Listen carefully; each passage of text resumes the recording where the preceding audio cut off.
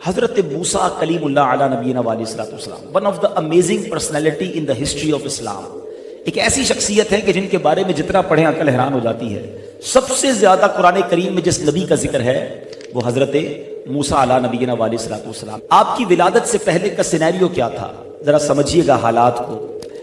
مصر کی سرزمین میں فرعون کا غلبہ تھا، کفر و سرکشی اور اس کا تکبر انتہا کو پہنچ چکا تھا، اور اس نے خدائی کا دعویٰ کر دیا تھا کہ اس کو کسی نے بتایا تھا ایک خواب کی تعبیر میں کہ کوئی ایک بچہ ایسا پیدا ہوگا جو تمہاری ہی سلطنت میں سے ہوگا اور وہ تمہیں ہلاک کر دے گا، تمہیں برباد کر دے گا اور تمہارے مصر پر قبضہ کر لے گا۔ حکم جاری کر دیا کہ بنی اسرائیل میں جو بھی لڑکا پیدا ہوگا اس کو قتل کر دیا جائے۔ اب وہ لڑکوں کو قتل کرنے لگا اور یہاں تک کہ کئی لاکھ بچے قتل ہو گئے۔ اب اس کے وزیروں نے آ کر اسے بتایا کہ اگر اسی اسپیڈ سے بچے قتل ہوتے رہے، اوپر بوڑھے مر رہے ہیں، نیچے بچے تم آگے بڑھنے نہیں دے رہے، تو آگے جا کے نظام حکومت کیسے چلے گا؟ ہمارا خادم کہاں سے آئے گا؟ نظام کام کرنے والے لوگ کہاں سے آئیں گے؟ تو پھر اس بے وقوف آدمی نے یہ حکم جاری کیا کہ 1 سال لڑکے قتل کیے جائیں، 1 سال کے لیے چھوڑ دیے جائیں۔ تو جس سال بچوں کو چھوڑ دیا گیا اس سال حضرت ہارون علیہ السلام پیدا ہوئے، مگر جو قتل کرنے کا سال تھا اس میں حضرت موسیٰ علی نبینا علیہ السلام کی ولادت ہوئی۔ وہ کہتے ہیں نا، ہم سنتے ہیں جسے اللہ رکھے اسے کون چکھے۔ آپ کی والدہ کا نام تھا یوحانز اور آپ لاوی بن یعقوب کی نسل سے تھی۔ اللہ کریم نے خواب میں یا فرشتے کے ذریعے ان کے دل میں یہ الہام ڈال دیا کہ حضرت موسیٰ علیہ السلام کو تم دودھ پلاؤ، اگر ہمسایوں کو پتہ چل جائے اور وہ شکایت کریں فرعون کی طرف تو بے فکر ہو کر حضرت موسیٰ کو اپنے بیٹے کو دریائے نیل میں ڈال دینا، اور ہم اس کی جدائی کا غم نہ کرنا، ہم تمہارا بیٹا تمہاری طرف لوٹا دیں گے۔ اب یہ کیسا ماں کا دل تھا، ماں اپنے بچے کو دریا میں ڈالے، کبھی دنیا میں سنایا؟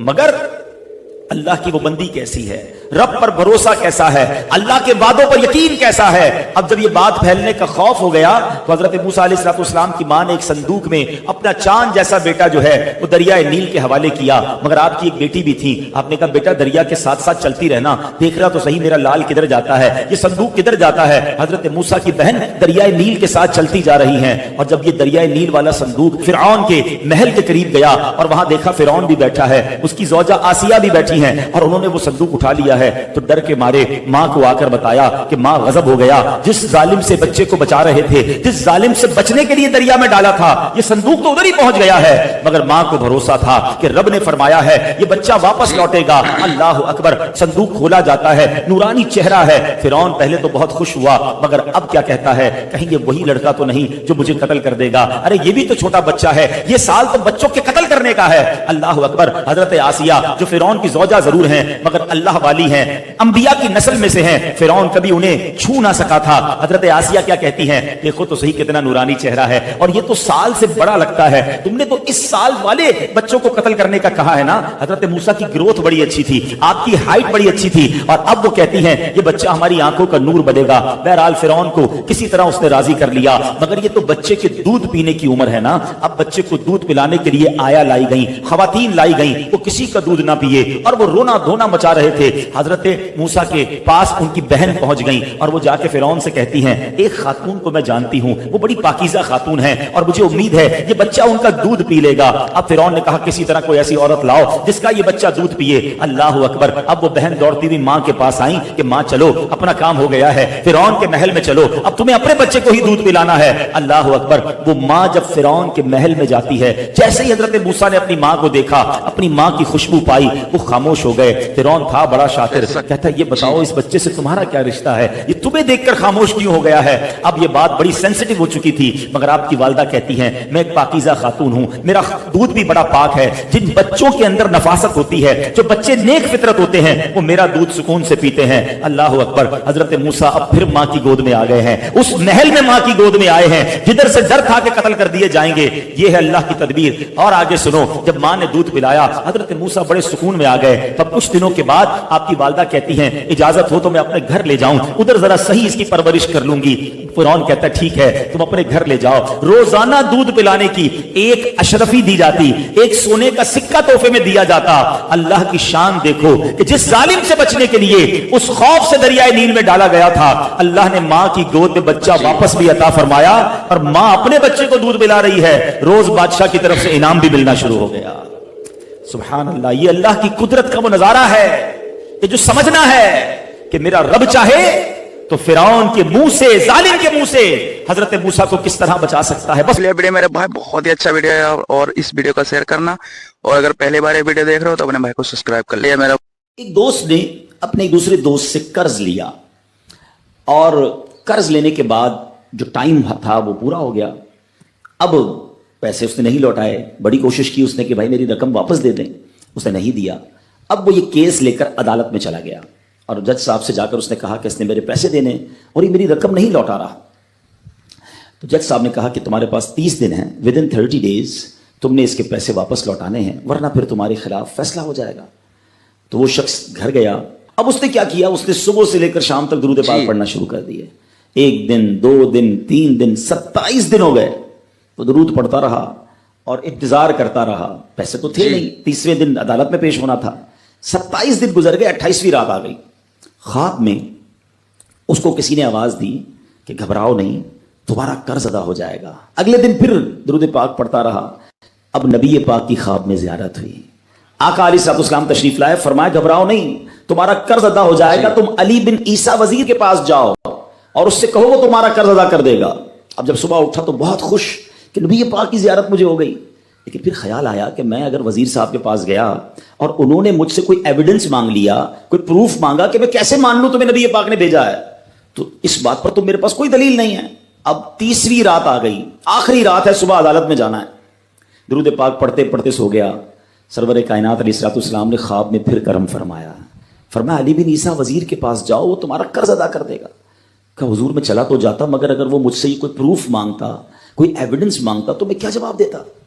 پیارے آقا علیہ الصلوۃ والسلام نے فرمایا کہ ایسا کرو, اسے یہ کہنا کہ آپ کا ایک راز ہے جو آپ جانتے ہیں اور رب جانتا ہے, اور وہ راز یہ ہے کہ آپ روزانہ فجر کے بعد 5000 بار درود پاک پڑھتے ہیں, اور جب تک درود پاک مکمل نہیں ہوتے آپ کسی سے بات نہیں کرتے. اب جب صبح اٹھا تو بہت مطمئن کہ اب تو دلیل بھی آ گئی ہے. پہنچ گیا صبح صبح علی بن عیسیٰ وزیر کے پاس. اس کا دربار لگا ہوا ہے. اس نے پیغام بھجوایا کہ میں علی بن عیسیٰ وزیر صاحب سے اکیلے میں ملنا چاہتا ہوں, پیغام لایا ہوں. درباری نے آ کر پوچھا, وزیر صاحب پوچھ رہے ہیں کس کا پیغام لایا ہو؟ کہا میں نبی پاک علیہ الصلوۃ والسلام کا پیغام لایا ہوں. فوراً وزیر صاحب نے بلا لیا. کہا فرمائیے. کہ مجھے میرے آقا علیہ الصلوۃ والسلام نے کہا ہے کہ آپ میرا قرض ادا کر دیں. میں 3000 دینار کا مقروض ہوں. Today is the last day in the court. آج مجھے کورٹ میں پیش ہونا ہے. اگر آج میں نے اپنا قرض ادا نہ کیا تو مجھے جو ہے وہ سزا ہو سکتی ہے. علی بن عیسیٰ کہتا ہے میں بالکل آپ کا قرض تو ادا کر سکتا ہوں, مگر مجھے کیسے پتا چلے, کوئی دلیل ہے, کوئی پروف ہے کہ آپ کو نبی پاک علیہ الصلوۃ والسلام نے بھیجا ہے؟ کہتا ہے ہاں, خالی ہاتھ نہیں آیا, آقا نے دلیل بھی عطا فرمائی ہے. اچھا بتائیے کیا دلیل ہے؟ دلیل یہ ہے کہ آپ کا ایک راز ہے جو صرف آپ جانتے ہیں اور آپ کا رب جانتا ہے. 5000 ٹائمز ڈیلی آپ درود پاک پڑھتے ہیں فجر کے بعد, اور جب تک یہ درود پورے نہیں ہوتے آپ کسی سے بات نہیں کرتے. آپ ذرا پہلے تھوڑی دیر کے لیے امیجن کریں کہ جو وزیر 5000 بار روز درود پڑھتا ہوگا وہ عاشق رسول کیسا ہوگا. اس کی تو لاٹری نکل آئی نا, وہ تو خوشی سے جھوم اٹھا, کہتا مرحبا یا رسول اللہ, میرے درود پاک قبول ہو گئے, بہت خوش. ابھی بیٹھے آپ, کمرے میں گیا, واپس آیا اور 3000 نہیں 9000 دینار لے کر آیا. کہتے 3000 تو نبی پاک کا حکم, مرحبا یا رسول اللہ, 3000 اور لیجیے, آپ نے اتنی اچھی خبر مجھے سنائی, اتنا پیارا خواب سنایا, آپ کے قدم میرے گھر تک آئے, اور 3000 مزید لے جائیے, اس سے اپنے بچوں کے لیے کوئی کاروبار شروع کیجیے, اور ایک وعدہ بھی کیجیے, زندگی میں آئندہ جب بھی آپ کو کوئی ضرورت پڑے گی نا, آپ میرے پاس آئیں گے, میں آپ کا بھائی ہوں. اب یہ دیوانہ بڑا خوش ہو کر عدالت پہنچا. اچھا everybody expecting over there, سب یہ سوچ رہے تھے کہ یہ اس نے آج گرفتار ہی ہونا ہے, کیونکہ تھا ہی کچھ نہیں اس کے پاس, پہلے ہی کہہ دیا تھا کہ میں کولیپس ہو گیا ہوں. اب عدالت میں جاتے ہی اس نے 3000 دینار جج صاحب کو دے دی کہ صاحب اس میرا قرضہ ادا کر دیں, میں جو ہے وہ اپنے قرضے سے بری ہونا چاہتا ہوں. جج صاحب ہوتے ہیں, انہوں نے کہا قرضہ تو ادا کر دیں گے, پہلے بتاؤ پیسے لائے کدھر سے ہو؟ تم تو کہتے تھے پیسے نہیں تھے تمہارے پاس, اتنی بڑی رقم کیسے انتظام کی؟ اب بھری عدالت میں گویا اس نے زبان حال سے یہ کہا کہ اتنا دیا سرکار نے مجھ کو, اتنی میری اوقات نہیں, یہ تو کرم ہے ان کا, ورنہ مجھ میں تو ایسی بات نہیں. اب اس نے بھری عدالت میں پورا واقعہ سنایا کہ میں نے تو کچھ نہیں کیا, آقا خواب میں تشریف لائے, میں وزیر صاحب کے پاس گیا, انہوں نے یہ پیسے دیے. سنو اس زمانے کے جج بھی کیسے ہوتے تھے. وہ جج دوران عدالت اپنے کرسی سے اٹھ کر کمرے میں چلا گیا. تھوڑی دیر بعد جج صاحب واپس آئے اور 3000 دینار اس کے ہاتھ میں دیتے ہیں. کیا سارا ثواب علی بن عیسیٰ لے جائے گا؟ میں بھی تو آقا کا امتی ہوں, تمہارا قرضہ میں ادا کرتا ہوں. اچھا اب جس نے کیس کیا تھا سبحان اللہ، کیا ماحول تھا، کیا انداز تھا، کیا دل تھے. وہ بھی تو دیکھ رہا ہے، کہتا ہے میں بھی تو آقا کا امتی ہوں، رکے ذرا، کاغذ قلم دیجئے، بندے کو میں قرضہ ہی معاف کر دیتا ہوں. اچھا قرضہ ہو گیا معاف. اب جو 3,000 جج صاحب نے دیے تھے، وہ بندہ کہتا ہے جج صاحب ہوں واپس لے لو، میرا تو قرضہ ہی ادا ہو گیا. تو جج صاحب کہتے ہیں جو پیسے آقا کے نام پر نکال دیے میں نے واپس نہیں لینے، یہ سارے تم ہی لے جاؤ. اب یہ 12,000 دینار لے کر یہ عاشق رسول جھومتا ہوا اپنے گھر پر جا رہا ہے. اے میرے پیارے اسلامی بھائیوں، ایک رات پہلے ایک سنگل پینی اس کے پاس نہیں ہے، اور اگلے دن 12,000 دینار ہیں. درود پاک وہ وظیفہ ہے جو دل سے پڑھا جائے تو سبحان اللہ یہ مصیبتوں کو ٹالنے والا وظیفہ ہے، یہ پریشانیوں کو دور کرنے والا وظیفہ ہے. اور یہ میں نہیں کہہ رہا، خود سرور کائنات علیہ الصلوۃ والسلام کی حدیث ہے جس کا مضمون ہے کہ جو پریشانیوں میں ہو، جو مصیبتوں میں ہو، اس کو چاہیے کہ مجھ پر درود پڑھے، کہ درود پریشانیوں کو لے جاتا ہے، مصیبتوں کو لے جاتا ہے. ایک شاعر نے کیا خوب لکھا ہے، اور واقعی حق لکھا ہے، ہر درد کی دوا ہے صلی علی محمد، ہر درد کی دوا ہے صلی علی محمد، تعویذ ہر بلا ہے صلی علی محمد. تو ہمیں چاہیے، خاص طور پہ ربیع الاول کا مہینہ ہے، کثرت سے ویڈیو میرے بھائی بہت ہی اچھا ویڈیو ہے، اور اس ویڈیو کا شیئر کرنا، اور اگر پہلے بار یہ ویڈیو دیکھ رہے ہو تو اپنے بھائی کو سبسکرائب کر لیا. میرا اگر آپ کی نگاہ یا کسی کی نگاہ یا ہم سب کی نگاہ اگر کسی لڑکی کی طرف اچانک پڑ جائے تو سرکار مدینہ صلی اللہ علیہ وسلم نے فرمایا وہ اچانک پڑنے والی نگاہ پر معافی ہے، لیکن اس کے بعد اگر کسی نے قصداً اسے دیکھا تو قیامت میں اس کا مواخذہ ہوگا. اللہ اکبر. میرے پیارے آقا صلی اللہ تعالی علیہ وسلم کے پیارے دیوانوں، آپ ذرا دیکھیں یہ گندی پکچر کو دیکھنے کے بعد جذبات مشتعل ہو رہے ہیں. کو دیکھنے کے بعد آج نوجوان کی جوانی برباد ہو رہی ہے. آج سینما گھروں میں جانے کی بجائے انسان یوٹیوب پر نہ جانے کیا کیا دیکھ کر اپنا سب کچھ برباد کر رہا ہے. میں تم سے پوچھنا چاہتا ہوں یہ آنکھ کس نے عطا فرمائی ہے؟ تو قرآن کہتا ہے الم نجعل لہ عینین، کیا ہم نے انہیں 2 آنکھیں نہیں عطا فرمائی؟ اللہ اکبر. آنکھ دینے والی ذات اللہ کی ہے، آنکھ دینے والی ذات پالنہار حقیقی کی ہے، آنکھ دینے والی ذات معبود برحق کی ہے. اللہ اکبر. وہی پروردگار اپنے محبوب کے ذریعے مومنوں کو حکم دے رہا ہے آنکھ میں نے دی ہے، اب محبوب تم کہہ دو کہ یہ نگاہیں نیچی کر کے چلا کریں. مسلمانوں میں تم سے پوچھنا چاہتا ہوں، نافرمانی خدا کی کر کے عزت حاصل کرنی ہے، اللہ کے فرمان کا مذاق اڑا کر کے عزت حاصل کرنی ہے، کھلے عام اللہ کی نافرمانی کر کے اور بدکرداری میں ڈوب کر کے عزت کی تمنا رکھنی ہے؟ یہ ہو ہی نہیں سکتا کہ کوئی کانٹے کا بیج بوئے اور اس کے بعد گلاب کی امید رکھے. آج ہمارا معاشرہ تباہ ہو رہا ہے، آج ہماری سوسائٹی تباہ ہو رہی ہے. آئیے میں آپ کو بتاؤں، ایک زمانہ تھا کہ مسلمان کے پڑوس کے اندر غیر مسلم فیملی رہنے میں فخر محسوس کرتی تھی کہ مصطفیٰ کا دیوانہ کبھی ہماری بچی پر غلط نظر نہیں ڈالے گا. لیکن آج ہم دیکھیں ہمارا حال کیا ہو گیا، ہماری سچویشن کیا ہو گئی، ہمارا حال کیا ہو گیا. ایسے ظالم کو بھی ہم نے دیکھا ہے جو مسجد کی ٹوپی پہن کر مسجد میں نماز پڑھتے ہیں اور نماز پڑھ کر کے نکلے اور باہر کوئی لڑکی نکلی فوراً اس کو گھرنا شروع کر دیا. نادان تھوڑی دیر کے لیے بھی تجھ پر نماز کا اثر نہیں رہا. میرے پیارے آقا صلی اللہ علیہ وسلم کے پیارے دیوانوں، یہ نگاہ سب سے پہلے خطا کھاتی ہے اور اس کے بعد انسان کا وجود خطا کھاتا ہے. اللہ اکبر. بڑی پیاری بات ایک مفسر نے فرمائی، اس سے انہوں نے فرمایا تمہیں معلوم ہے نگاہ کو جھکا لینے کے عوض میں، نگاہ کو گناہ سے بچا لینے کے عوض میں انسان کو کیا چیز ملتی ہے؟ اگر آپ کچھ آج کی گفتگو میں یاد رکھ سکیں یا نہ رکھ سکیں، میرا یہ جملہ ضرور یاد رکھیے گا.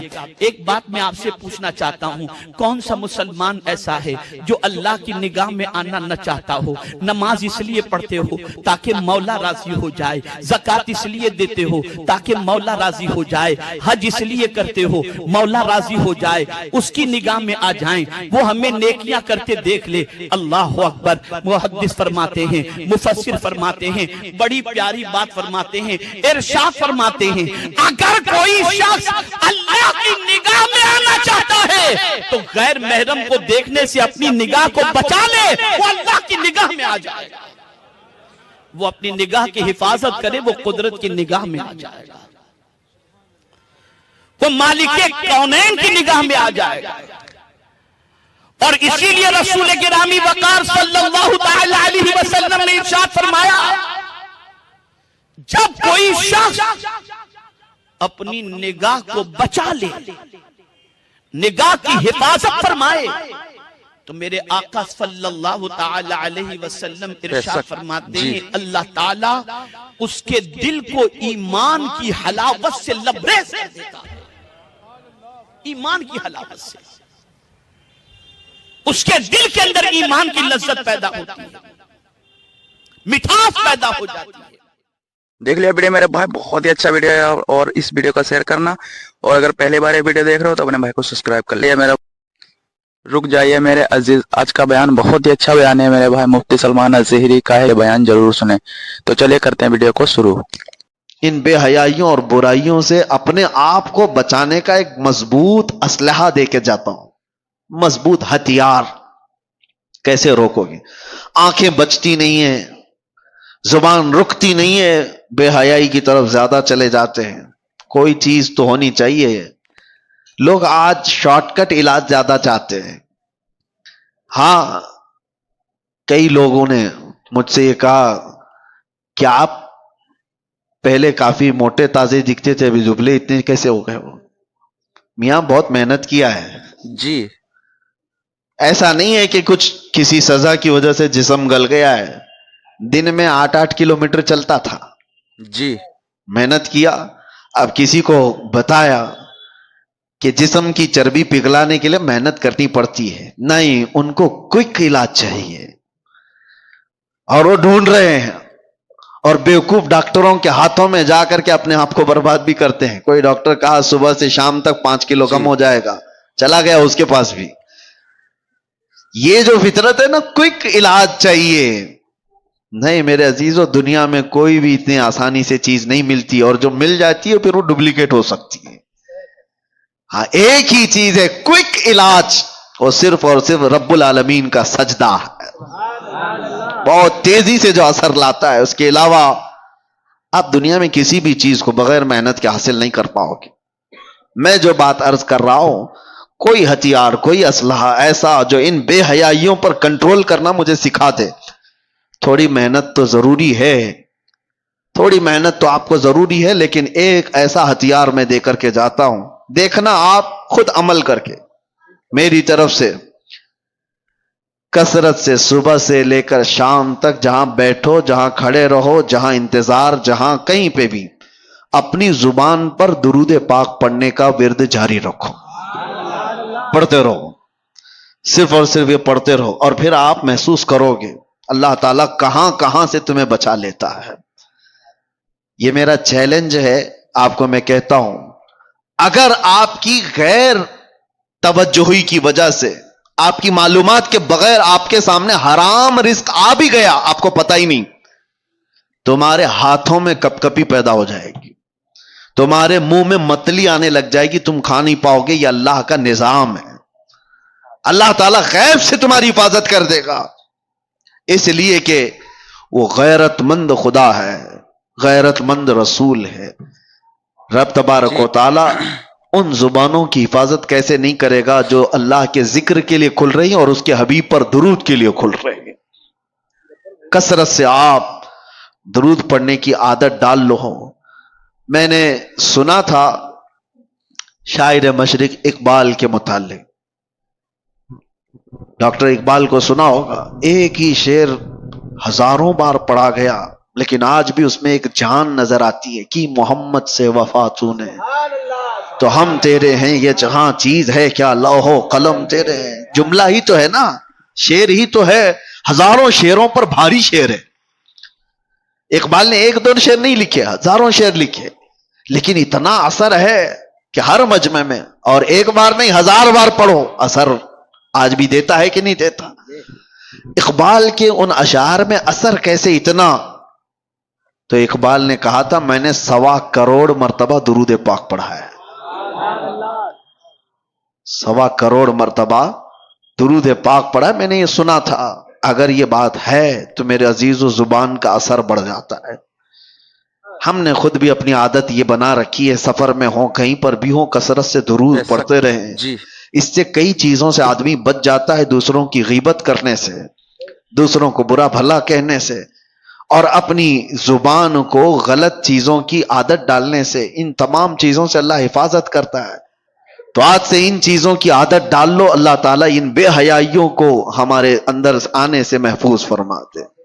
دیکھ لیا ویڈیو میرے بھائی، بہت ہی اچھا ویڈیو ہے، اور اس ویڈیو کا شیئر کرنا، اور اگر پہلی بار یہ ویڈیو دیکھ رہے ہو تو اپنے بھائی کو سبسکرائب کر لیا. میرے بھائی رک جائیے میرے عزیز، آج کا بیان بہت ہی اچھا بیان ہے میرے بھائی، مفتی سلمان الظہری کا ہے، یہ بیان ضرور سنیں. تو چلیے کرتے ہیں ویڈیو کو شروع. شکل و صورت اس پر کبھی مت جانا. فرمایا گیا کہ ایک نوجوان کی شکل میں شیطان آتا ہے. ابلیس لعین ایک خوبصورت نوجوان کی شکل میں آتا ہے عورتوں کے پاس، اچھے بال، اچھا چہرہ، اچھے کپڑے، جو اپنی طرف موہ لے. تو لڑکیاں اگر شہوت کے ساتھ اس کی طرف دیکھنے لگ گئیں تو فرمایا گیا النظر سہم من سہام الشیطان، یہ آنکھ جو ہے شیطان کے تیروں میں سے ایک تیر ہے. نظر جو پڑتی ہے، شہوت کے ساتھ جو نظر گئی، شیطان وہاں تیر چلا دیتا ہے. جو نوجوان تمہیں بھا گیا، یہ ضروری نہیں کہ وہ انسان ہی ہے، وہ شیطان بھی ہوتا ہے. شیطان کوئی لمبے سینگ والا، بڑی پونچھ والا، پر والا نہیں ہے کہ ایسی شکل میں آئے گا تب تم ڈر کے بھاگو گی. شیطان تو ایک اچھے نوجوان کی شکل میں بھی آتا ہے، خوبصورت لڑکوں کی شکل میں آتا ہے، اور مردوں کے پاس خوبصورت لڑکیوں کی شکل میں آتا ہے. جی جب یہ بہک جاتے ہیں، گناہ کر لیتے ہیں، تب چلا جاتا ہے، بھاگ جاتا ہے، اچھے اچھے پرہیزگاروں کی شکل میں آ جاتا ہے اور تمہارے ایمان کا سودا کرنے لگ جاتا ہے. میرے عزیزو، بنی اسرائیل کی وہ حکایت مجھے یاد آتی ہے جس میں اس نے ایک بڑے عابد کا تقوی بھسم کر دیا. بہت بڑا عابد، نیک، اپنے صومعہ سے نکلتا نہیں تھا. صومعہ اس کو کہتے ہیں جہاں عبادت کرنے کی جگہ ہوتی تھی پہلے بنی اسرائیل میں، اس کے باہر وہ کبھی نہیں نکلتا تھا. 4 بھائی تھے، ایک بہن تھی قریب میں. وہ چاروں بھائی تجارت کے لیے جا رہے تھے، بہن اکیلی گھر میں تھی. کہا کس کے حوالے کر کے جائیں گے؟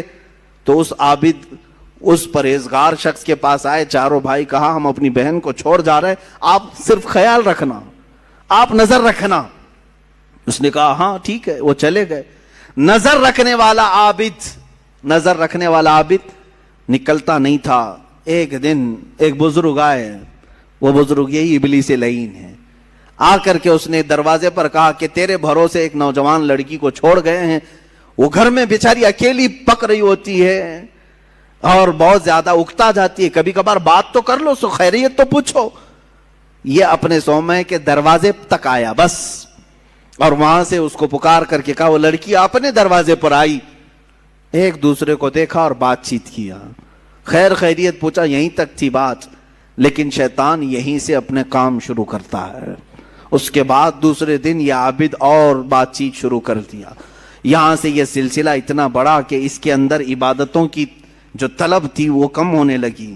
اب یہ اپنے صومعہ سے نکل کر کے اس کے گھر بھی جانے لگا، جا کر کے گھنٹوں بات چیت کرتے رہے. وہ وقت بھی آیا جب اس نے اس کے ساتھ زنا بھی کر لیا، اس ایک نوجوان خاتون کے ساتھ، کیونکہ یہ شادی نہیں کرنے والا تھا. پوری قوم کے نزدیک یہ نہایت عابد ہے، پرہیزگار ہے. زنا ہو گیا، حمل بھی ٹھہر گیا. اب کیا کرے؟ نوجوان لڑکی کے ساتھ ایسے معاملات ہوئے ہیں، ڈرا. وہی ابلیس آیا پھر بزرگ کی شکل میں، کہا دیکھو بہت بڑا معاملہ ہو جائے گا، اگر تم یہ معلوم ہو گیا تو پوری قوم تمہارے ساتھ کیا کرے گی. کہا کیا کروں؟ کہا اس کا گلا دبا دو، مار دو اور دفن کر دو، گھر میں کسی کو پتہ بھی نہیں چلے گا. اس نے قتل کر دیا اس لڑکی کو اور دبا دیا اندر، زمین صاف کر دیا. جب چاروں بھائی تجارت سے واپس آئے، پوچھا کہاں ہے ہماری بہن؟ کہا وہ بیمار ہو گئی تھی، میں نے اس کو بہت علاج کیا، انتقال کر گئی، قبرستان میں دفن کیا، ایک جھوٹی قبر دکھا دیا. وہ روئے دھوئے، ہو گئی بات ختم. لیکن کیا یہیں پر سلسلہ ختم ہو جاتا ہے؟ چند دنوں کے بعد ان بھائیوں کے پاس یہ ابلیس آیا. کہا یہ عابد جھوٹ بولتا ہے، یہ جو عبادت کرنے والا مکار ہے جھوٹ بولتا ہے. تمہاری بہن سے اس نے منہ کالا کیا، حمل ٹھہرا، تو اس کے بعد اس نے مار کر کے یہیں گھر میں دفن کیا. انہوں نے کھود کر کے دیکھا تو لاش کا پرانا بقیہ مل گیا. اب وہ واویلا مچا کہ باہر آنے کے بعد اس کو سوما سے باہر کھینچا گیا, اس کے کپڑے پھاڑے گئے, اس کے بال نوچے گئے, منہ کالا کیا گیا, پورا گاؤں ٹوٹ پڑا, اس کا سوما توڑ ڈالے, اور اس کے بعد پھر اس کو پھانسی پر چڑھایا گیا. پھانسی پر جب چڑھایا گیا تب پھر ابلیس آیا. ابلیس آیا, کہا کہ بہت بری حالت ہو گئی تمہاری, مجھے افسوس ہے, لیکن میں تجھے بچا سکتا ہوں, میں تجھے یہاں سے نکال سکتا ہوں, میرے پاس طاقت ہے. کہا کیا کرنا ہوگا بتا دے. اس ابلیس نے کہا بس تو یہ کہہ دے کہ تیرے لیے سجدہ جائز ہے, یعنی اپنے لیے. کہا کہ تم مجھے یہ سمجھ لے کہ میں آزاد کروں گا تو تم مجھے سجدہ کرے گا. کہا بالکل کروں گا, سجدہ کروں گا. کفر کر دیا. اسی وقت اس کو پھانسی پر چڑھا دیا گیا. شیطان بھاگ گیا. جس کی ابتدا عبادتوں سے شروع ہوئی تھی, انہی نظروں کا دھوکہ تھا کہ کفر پر موت ہو گئی. یہ حکایت بھی موجود ہے. میں ان بچیوں سے بھی کہتا ہوں کہ تم اچھے گھروں کی ہوں گی, اچھے خاندانوں کی ہوگی. بہت ساری لڑکیاں یہ دلیل دینے لگ جاتی ہیں کہ ہم ان کو صحیح راستے پر لے کے آ جائیں گی, وہ مسلمان بن جائیں گے, فلاں ہو جائیں گے.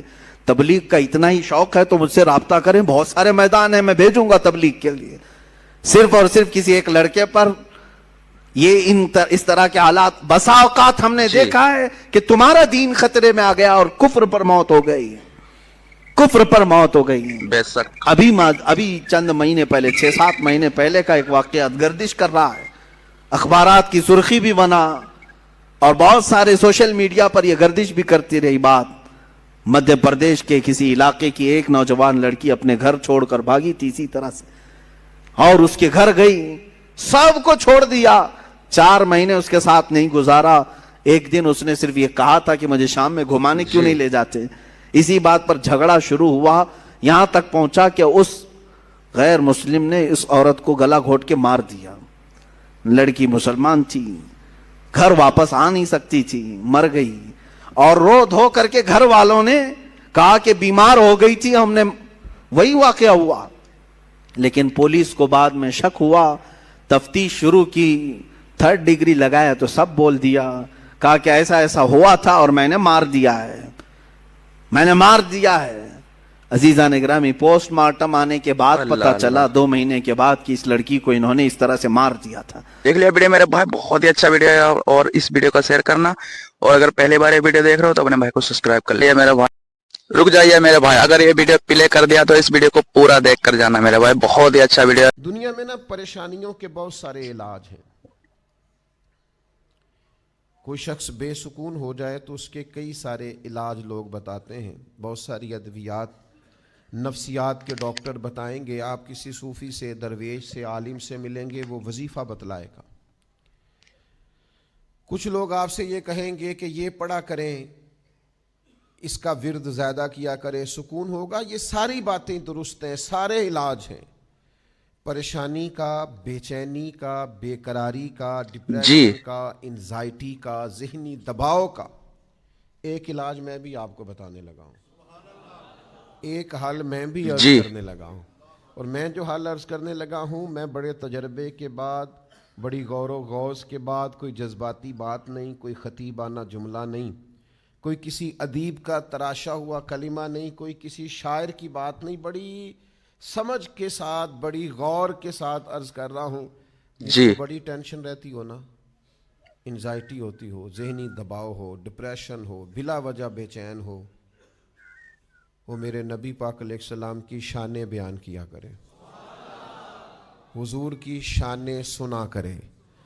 نبی پاک کے جو فضائل ہیں نا قرآن پاک میں, وہ سنا کرے. آپ کو پتہ ہے خوشامد بری چیز ہے, لیکن اپنی تعریف سن کے بھی کبھی کبھی نا بندے کا دل, چلیں آپ اس کو تعریف نہ کہیں, وہ شاید ٹھیک نہیں ہوگا, حوصلہ افزائی کہہ لیں. اگر کوئی آپ کی حوصلہ افزائی کرے, کسی اچھے کام میں تعریف کرے تو دل ٹھنڈا ہوتا ہے نا. کوئی شخص آپ سے کہے کہ میاں یہ تم نے بڑا اچھا کیا تو سکون ہوتا ہے. کوئی آپ کے لائے ہوئے تحفے کو, اس کا خیر مقدم اچھے طریقے سے کرے تو طبیعت میں قرار آتا ہے. تو کوئی آپ کی تعریف کر دے, آپ کے والد کی تعریف کر دے, آپ کے قبیلے کی تعریف کر دے, آپ کے بچوں کی تعریف کر دے, آپ کے پڑھائے ہوئے شاگرد کی تعریف کر دے, آپ کی بنائی ہوئی عمارت کی تعریف کر دے, آپ کے کہے ہوئے شعر کی تعریف کر دے, کوئی بھی آپ سے وابستہ چیز کی تعریف کر دے, آپ کے کیے ہوئے کسی کام کی تعریف کر دے تو دل ٹھنڈا ہوتا ہے. تو میرے بھائی ان سب سے کچھ بھی دل ٹھنڈا نہیں ہوتا. اصل تو دل ٹھنڈا ہوتا ہے جب کوئی مدینے والے محبوب کی تعریف کرتا ہے, جب کوئی حضور کا ذکر کرتا ہے, جب کوئی نبی پاک کی نعت کہتا ہے, جب کوئی حضور کا ذکر کرتا ہے. سرور کہوں کہ مالک و مولا کہوں تجھے, باغ خلیل کا گلے زیبا کہوں تجھے, لیکن رضا نے ختم سخن اس پہ کر دیا, خالق کا بندہ خلق کا آقا کہوں تجھے. جی حضور کی شانوں سے دل ٹھنڈا ہوتا ہے, اور یہ مستقل وظیفہ رہا ہے اولیاء اللہ کا, یہ مستقل وظیفہ ہے صوفیاء کا. آپ کو پتہ ہے جن لوگوں نے سیرت کی کتابیں لکھی ہیں وہ زیادہ سکون میں کیوں تھے؟ جنہوں نے زندگیاں لگا دی ہیں حضور کی تعریف میں, ان کے کلیجے زیادہ ٹھنڈے کیوں تھے؟ اس لیے کہ حضور کا تذکرہ دل کو فرحت بڑی دیتا ہے, سکون بڑا دیتا ہے. کسی اور کی بھی بندہ تعریف کرے تو لوگ کہتے ہیں اسے کوئی لالچ ہے, اور اگر بندہ حضور کی تعریف کرے تو اچھا اس کا مزہ بڑا آتا ہے, اس کا لطف بڑا آتا ہے. دیکھ لیا ویڈیو میرے بھائی, بہت ہی اچھا ویڈیو ہے, اور اس ویڈیو کا شیئر کرنا, اور اگر پہلی بار یہ ویڈیو دیکھ رہے ہو تو اپنے بھائی کو سبسکرائب کر لیا. میرا رک جائیے میرے بھائی, اگر یہ ویڈیو پلے کر دیا تو اس ویڈیو کو پورا دیکھ کر جانا میرے بھائی, بہت ہی اچھا ویڈیو ہے.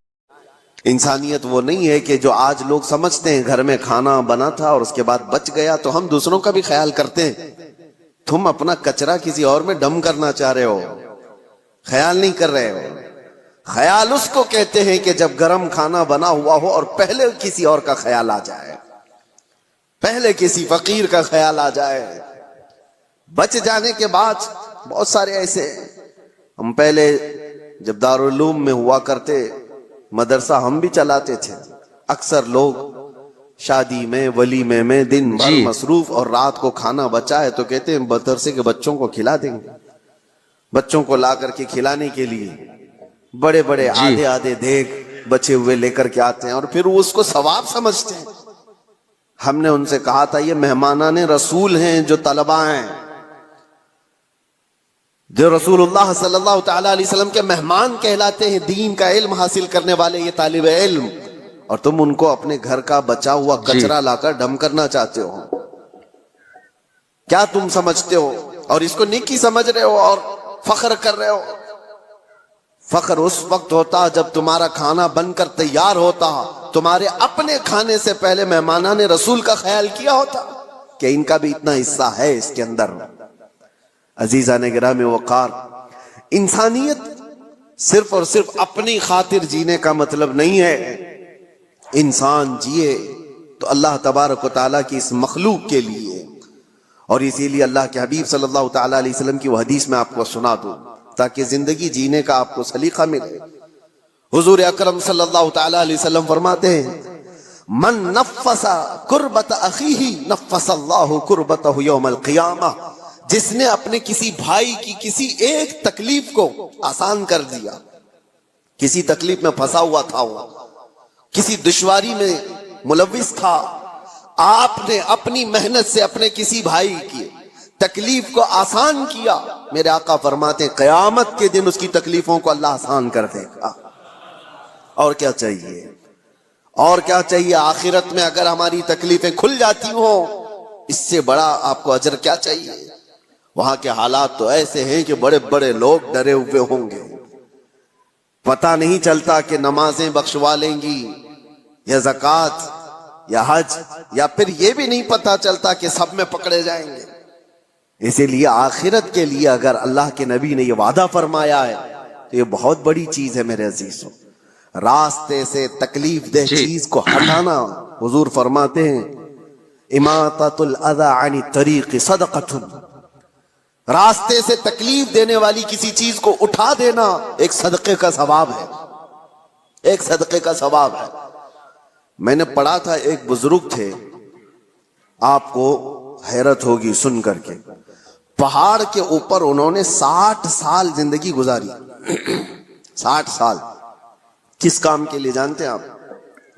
آپ سوچتے ہوں گے گوشہ نشین اکثر جو بڑے بزرگان دین کا سنتے ہیں ہم کہ وہ عبادت کے لیے مخلوق سے دور چلے جاتے. نہیں, اس بزرگ کی حیرت کی بات ہے, وہ 60 سال تک پہاڑ کے اوپر ایک راستے پر زندگی گزارتے رہے.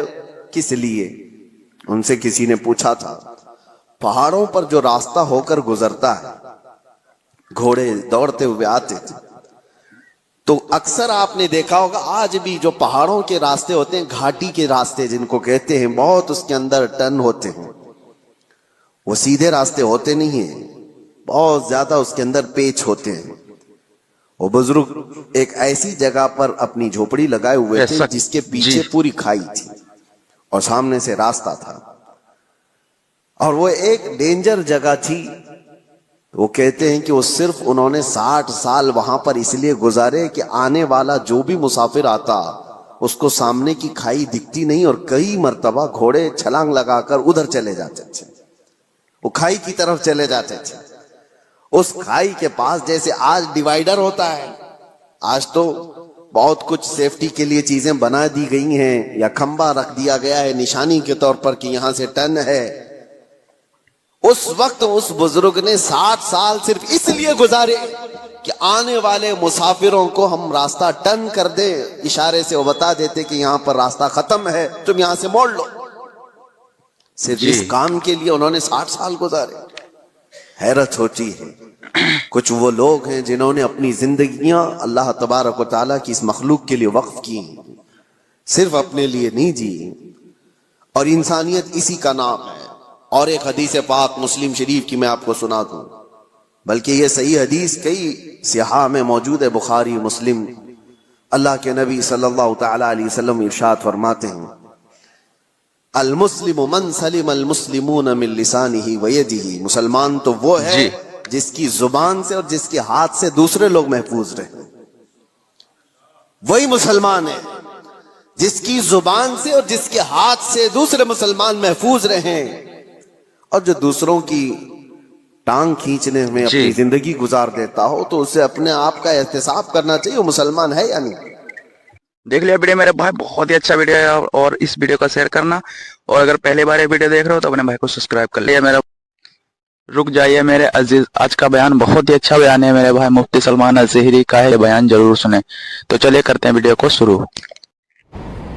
آخر الزمان کی جو حدیثیں ہیں اس میں ایک حدیث ہے رسول کریم صلی اللہ علیہ وسلم، آپ نے فرمایا قیامت کے قریب کچھ حالات اتنی تیزی سے بدلیں گے، 100 سال میں ہونے والی چیزیں 10 سال کے اندر ہو جائیں گی. اور میں نے دیکھا ہے، تجربہ ہے، پچھلے آپ 10 سالوں میں دیکھیں، پچھلے 10 سالوں یہ اس قدر ہم آگے بڑھ چکے کہ 100 سال پہلے جو کچھ بھی نہیں ہوا ہوگا وہ سب 10 سالوں کے اندر ہے. جی ڈیجیٹل لائف میں ہم اتنی ترقی پر آ گئے کہ آج سے 10 سال پیچھے بھی اگر آپ جائیں پوچھیں، ویڈیو کالنگ سے لے کر کے 3D اور تمام چیزیں شاید اس وقت ذہن کے کسی حاشیے میں بھی نہیں ہوں گی، لیکن آج ہر آدمی یوز کر رہا ہے. اب اس کے بعد کے جو 10 سال ہیں وہ اور تیزی سے سمٹیں گے، اتنی تیزی سے واللہ عالم کہ انسان ہوا میں آسانی سے سفر کر سکے گا. آج حیرت ہوگی نا اگر میں کہوں کہ تم یہاں سے اڑ کر کے دلی پہنچ جاؤ گے تو آپ حیرت میں سوال کریں گے میں کبوتر تھوڑی نہ کہ اڑ جاؤں گا. یہی سوال چند سال پہلے کے لوگ پلین کے متعلق کیا کرتے تھے. ایسا کیسے ہو سکتا ہے کہ کوئی مشین اڑ جائے آسمان پر؟ وہ کوئی زندہ پرندہ تھوڑی نہ ہے. اور آج کسی کو ذرا برابر حیرت نہیں ہوتی کہ سینکڑوں مسافروں کو لے کر اتنا بڑا جہاز اڑتا ہے. آئندہ ہو سکتا ہے کہ تم خود اڑو، تمہارے لیے اڑنے کی سہولیات آ جائے. یہاں تک کہ بولنے کی جو سہولیات ہیں آج موبائل کے ذریعے سے ہو سکتا ہے کہ ایسا دور آ جائے تم یہاں سے بغیر کسی مشین کے پکارو تو کسی دوسرے ملک میں وہ سنائی دینے لگے. بہت ساری چیزیں آج دنیا اس کو گلوبل کرتے کرتے یہاں تک تمہیں لے آئے گی کہ تمہارے پاس سوچنے کا تک وقت نہیں رہے گا. آپ نے RFID چپ کے بارے میں سنا ہوگا، میں نے اس سے قبل بھی بیان کیا تھا. کرپٹو کرنسی نام سے بھی ایک چھوٹی سی چاول کے دانے کے برابر ایک چپ آئے گی اور آ چکی ہے. اس کو انجیکشن کے ذریعے سے یا انجیکٹ کر کے انبلڈ کیا جا رہا ہے ہاتھوں میں. हाथ में। ऑस्ट्रेलिया में और अमेरिका में लोग ऑलरेडी कराने लग चुके 2017 से 2017 से। काहे के लिए ये आईडी क्यों डाली जा रही? एक चावल के दाने के बराबर की चिप इसके अंदर डाली जाएगी, उसमें तुम्हारा सारा डाटा होगा जी, सारा तुम्हारा अकाउंट, बैंक बैलेंस, जो कुछ भी है सारी इंफॉर्मेशन उसके अंदर होगी। और तुम्हें ना एटीएम कार्ड लेके घूमने की जरूरत है, ना पैसे लेकर के चलने की जरूरत है, कुछ भी नहीं, सारा डिजिटल है, आपके हाथ के अंदर ये इनबिल्ट है। जहां जरूरत होगी तो हो सके थंब इंप्रेशन के जरिए से अपने सारे डेटा को देख सकते हो, या पे करना है पैसे तो वहां पे कर सकते हो, तुम्हारे पास पासवर्ड होंगे। लोग इसको ये समझ रहे हैं कि हम बहुत तरक्की कर चुके, कैशलेस हो गई दुनिया, और तुम्हें यही बता करके कैशलेस किया जाएगा। नोटों की गड्डियां जेब में रखकर घूमने से बेहतर है कि एटीएम कार्ड लेके चले, यही कहा जाता था पहले। अब एटीएम कार्ड भी भारी हो जाएगा तुम्हारे लिए, ये भी छोड़ दो, तुम्हें डायरेक्ट इनबिल्ट कर दिया जाएगा, उसको भी खुशी से ले लेंगे। लेकिन इसके जो नताइज हैं, इसके जो रिजल्ट्स हैं, इसकी तरफ किसी की तवज्जो नहीं।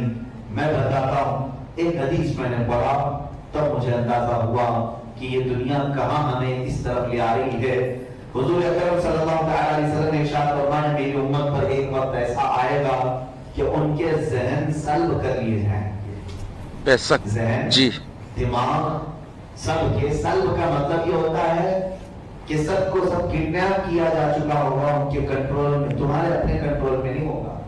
और ऐसा वक्त आएगा कि इंसान का गोश्त खाने की कोशिश करेगा, इंसानों की गोश्त खाए जाएंगे, कहत साली ऐसी आ जाएगी, गुर्बत या परेशानी ऐसी होगी कि लोग एक दूसरे का गोश्त खाएंगे।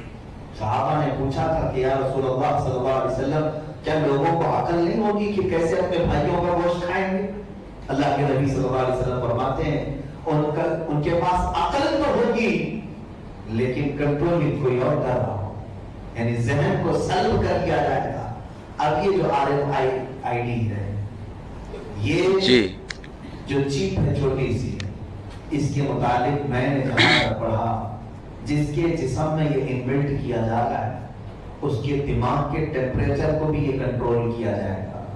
गुस्से वाला है तो उसे ठंडा कर दिया जाए, ठंडा है तो उसे गुस्सेला कर दिया जाए, उसके अंदर बदले की भावनाएं आ जाए, उसे एक किलर भी बना सकता है, क्योंकि सब कुछ इंटरनेट से चल रहा होगा। और सबके पास जब ये चीज आ जाएगी, एक दिन इंटरनेट बंद कर दिया जाएगा। इंटरनेट जब बंद होगा, न तुम्हारे पास कैश है, न तुम्हारे पास एटीएम कार्ड है, न तुम्हारे पास कुछ भी माल, जो कुछ भी था वो सब इनबिल्ट है अंदर। और इसके प्रोसेस के लिए इंटरनेट की जरूरत है। इंटरनेट का पूरा कब्जा किसके पास है? हुकूमतों के पास है। उन्होंने जिस वक्त चाहा इंटरनेट को दिया, तो उन सब खाली हाथ, कुछ भी नहीं है, खाने पीने की तक की कोई चीज नहीं। क्या करेगा इंसान? एक दूसरे को मारेगा और गोश्त खाने की कोशिश करेगा। उस जमाने तक ये लेके आ चुके हैं। अजीजा निगरान मुखाब, हम कहाँ बैठे हैं और कौन से तज़किरे कर रहे हैं आजकल? गप्पें लग रही हैं, कट्टों पर अय्याशियों की बातें चल रही हैं, और दुश्मन तुम्हारी तबाही के पूरे मंसूबे बना चुका है। तुम्हें घेर करके खत्म करने वाले तमाम मंसूबे बन चुके हैं। आज मैं ये गुजारिश करूंगा कि तुम्हारी जिम्मेदारियां ज्यादा है। अपने खुराफात और इख्तिलाफात, फितना, फसादात, इख्तिराकात, इंतशारात से हट करके दीन मुस्तफा के लिए भी कुछ अपना वक्त लगाओ, अपने ज़हन को इसमें भी खर्च करो। अल्लाह के रसूल सल्लल्लाहु अलैहि वसल्लम को चेहरा दिखाना है, इसीलिए भी थोड़ी मेहनत करो। अल्लाह देख लिया वीडियो मेरे भाई। इसी तरीके के वीडियो देखने के लिए अपने भाई को सब्सक्राइब कर लेना। अगर जो यूट्यूब पर ये वीडियो देख रहे हो तो अपने भाई को सब्सक्राइब कर लेना और एक प्यारा सा लाइक कर देना। अगर ये फेसबुक पर ये वीडियो देख रहे हो तो अपने भाई को फॉलो कर लेना। कमेंट में जरूर बताना मेरे भाई। तो चलिए नेक्स्ट वीडियो में मिलता हूँ, तब तक के लिए